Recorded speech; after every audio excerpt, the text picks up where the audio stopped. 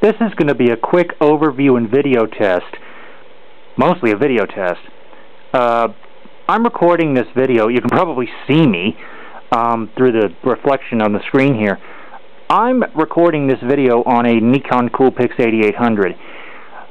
I have been recording a lot of my demo videos on this, the Samsung Galaxy Note 2. This is actually a great phone, and it takes pretty good video, but as you can see there, it's hard to get it to stand up with just one hand. And also on top of that, I mean, come on now, it's a phone. Phone first, everything else second. And to be honest, if you can only go so far when shooting video on a cell phone, but that's besides the point. As a phone, this phone has done remarkably well. It is fully accessible to me as somebody who's blind. Oh, I got some email. I think that's email. Do I have email? Yeah, I got email. I'll take a look at that later. Fully accessible, and I'm told this is going to get the 4.2 Jelly Bean update. What that's going to do is that is going to allow for an onboard screen magnifier, and when that comes out, I will do a demo of it.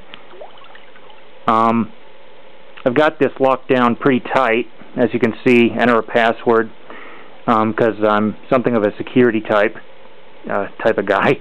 Anyway, the other product that I wanted to show you was this. Now, originally I was going to do a full-on review, but unfortunately the cutoff time for this CoolPix camera is literally only a couple minutes, and because I can't convert that into seconds in my head, I'm not going to bother. In fact, I don't even see a time. I see 999 seconds, but it's not moving, so I don't have any idea how much time I have left. This camera I've had since last February. It's been a fantastic little camera. I've loved every moment of it, every moment of using it. However, for those of you who do not know, I also have a digital SLR, a Nikon D70. That was given to me secondhand from my uncle. The instant I started using that, I didn't even touch this for photos. The photo quality on the D70 was just so good that I didn't see a need to take this out for photos. As far as video goes, well, there seems to be a bit of a problem, and that problem is called guessing the battery life.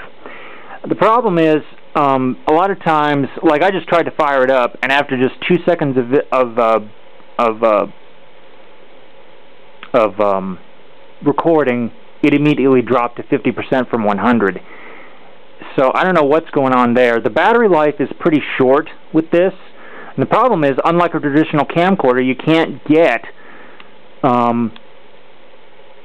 expanded batteries. You can't get bigger batteries for this. But also, the biggest thing being, you don't know when the battery's going to run out. Sometimes I'll be recording a video, and then all of a sudden I see a blinking red battery, and I just don't like having to guess, you know. But other than that, this camera, as far as quality goes, has been fabulous. I mean, it can record full 1080p video. Granted, you don't have the kind of zoom that you would on a full video camera. Oops, where's that button? See, I've only got a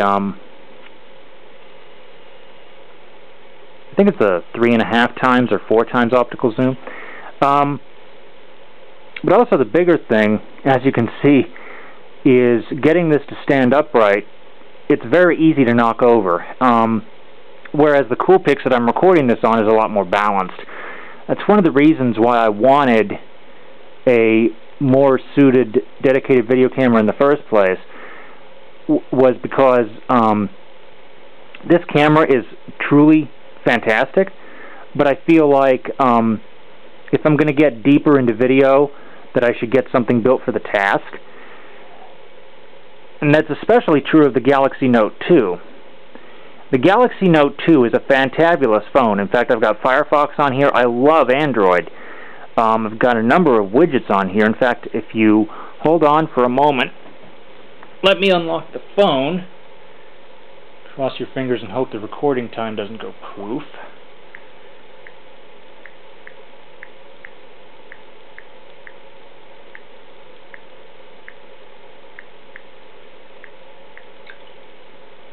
There we go. I have 2 Weather Channel widgets. I've got an assistive light widget on here. I've got a VAST. I've got various applications. This screen filter, this one right here, very, very handy. As you can see, the screen filter has been disabled, and now it's re-enabled. If you're glare sensitive, get this. It's free, and what it does is it allows the brightness to go even further down than traditional Android would allow. I've got Alarm Droid on here, as you can see. I've got Clean Master, because Android, just like any other smartphone, this is really a pocket computer, and cache builds up over time. I've got a calendar here. I've got a little, little widget here where I can take a glance at my appointments. There's a bit of a bug in here. The bug is that, for example, May 14th, it recognizes it as May 134th. I don't know what that's all about. Let's see. Let me show you one of the apps, because I'm sure you all have heard the chimes coming from this phone from time to time. This is a little app called Chime Time, and what it does is, if you're familiar with the Westminster quarters, it will play them every quarter hour. Let's see, what time is it now? 1:14. It's just about to play them right now, in fact. So if we hold on just for a moment,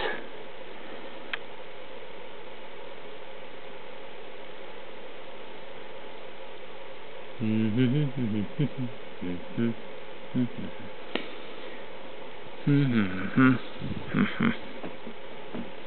me get my watch. This is about 30 seconds. In the meantime, while we're waiting, I've had this phone now for almost 5 months, and I really like it. I love the big screen that this has. It really helps me, because the bigger the screen, the easier things are to see. Oop, here we go.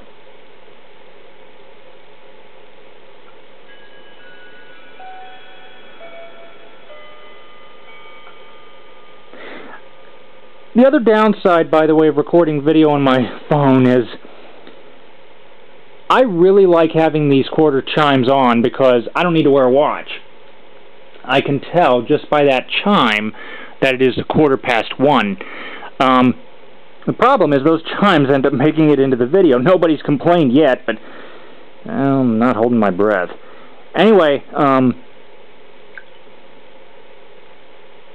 that was primarily sort of a quick look and a video test of the CoolPix 8800. Should I continue to use this until I get around to the video camera purchase, or should I go back to my smartphone? Should I try and figure out what's going on with the battery in the CoolPix? Basically, what should I do in the interim? Thank you for watching. Comments are welcome, and have a nice day.